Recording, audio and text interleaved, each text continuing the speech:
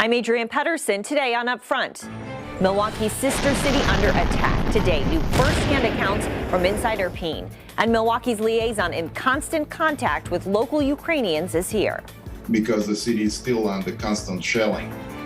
Plus, Wisconsin's longtime Secretary of State pushing back on calls for his office to take control of Wisconsin's elections. They could easily change the result of the next presidential election. Doug LaFollette on his looming decision to seek re-election.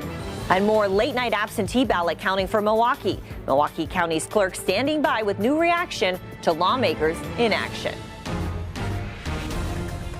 Taking on the issues important to Wisconsin. This is Upfront with your host, Adrienne Pedersen. Hello, and thank you for joining us. This weekend, Ukrainian civilians are the ongoing targets of Russian forces, and we're seeing that play out firsthand in Milwaukee's sister city of Irpin, outside the capital city of Kyiv. Milwaukee's sister city, Irpin, is under siege. Back home in Milwaukee, Boris Naflish is collecting the first-hand accounts from Ukrainians on the ground. He shared these videos with Upfront. A damaged neighborhood here. What Naflish says is a Russian convoy here. As the city pleads for help, Milwaukee's acting mayor, Cavalier Johnson, is in touch with Irpin's mayor. The mayor with a message in this clip sent to Naflish. Захищений. Ми відбили всі. Сьогодні Ірпінь на 100% під контролем. Будь ласка, допомагайте. Слава Україні! Milwaukee and Irpin became sister cities in 2018. The city's then mayor was here for a special ceremony marking the new relationship. The two cities promising to collaborate, a collaboration perhaps needed now more than ever. Boris Naflish, the liaison with Milwaukee's sister city, Irpin, joining us now. I really appreciate you being with us and giving your perspective on the show today. So you're in touch with the deputy mayor and the mayor there on the ground. It sounds like it's really escalating. I've been talking with them through WhatsApp a little bit over the last few days. What are you hearing? What is it like in Milwaukee's sister city? Well, the situation on the ground in Irpin is really, I can categorize it as a humanitarian disaster right now. In the last 6 days, city had no water, no electricity, no heat. There is about 70% of all the infrastructure has been destroyed, and the thousands of people are keep missing. They either under the rubbles of the fallen buildings, or they are unaccountable. We can't find them or locate them.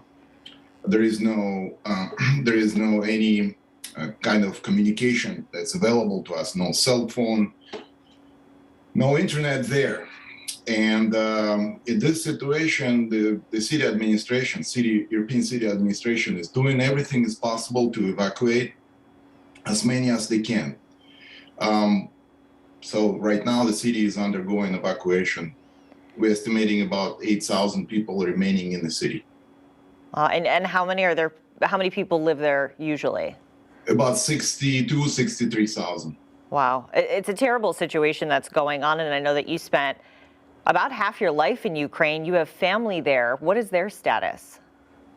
Well, all my family luckily here, so I don't have to worry about my family, but I still have lots of friends, and they're all scattered. Some of them are left Ukraine, some are still there, pick up a weapon and they're fighting again for their freedom, even though my friends, they're not the military at all. The engineers, doctors, teachers.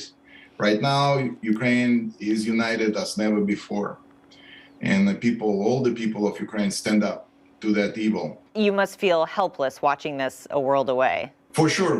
For me, it feels like a house in the fire, and you know your loved ones in that house, and you can't reach it. You just have to watch how they burn. And that's how many Ukrainians feel right now, watching it from a distance as their homeland being just wiped out, and they just feel hopeless because even though the military of Ukraine and the territorial defense is putting a hell of a fight, they're stopping a huge military machine, and it's not a walk in the park for them. However, they don't have any aerial defense systems adequate to prevent aerial bombardments or rockets or ballistic missiles. So they're just surviving right now. I don't know if this is even possible, but do you have any plans to go there or go to Europe? I have plans to go there as soon as the air traffic is restored and the planes will start flying back. I will go there for sure. And I know that you're part of the effort to help get them help there from, Milwaukee's sister city. Realistically, though, what can Milwaukee do for the people of Ukraine? How do you even get supplies to them? Well, right now we're establishing a fund, a Milwaukee City Fund. We will send a petition for Milwaukee to establish a recovery and rebuilding fund for City of European. And we have outnumbered support from American people bringing supplies, medicine, warm clothes, anything they can. They're sharing to our church.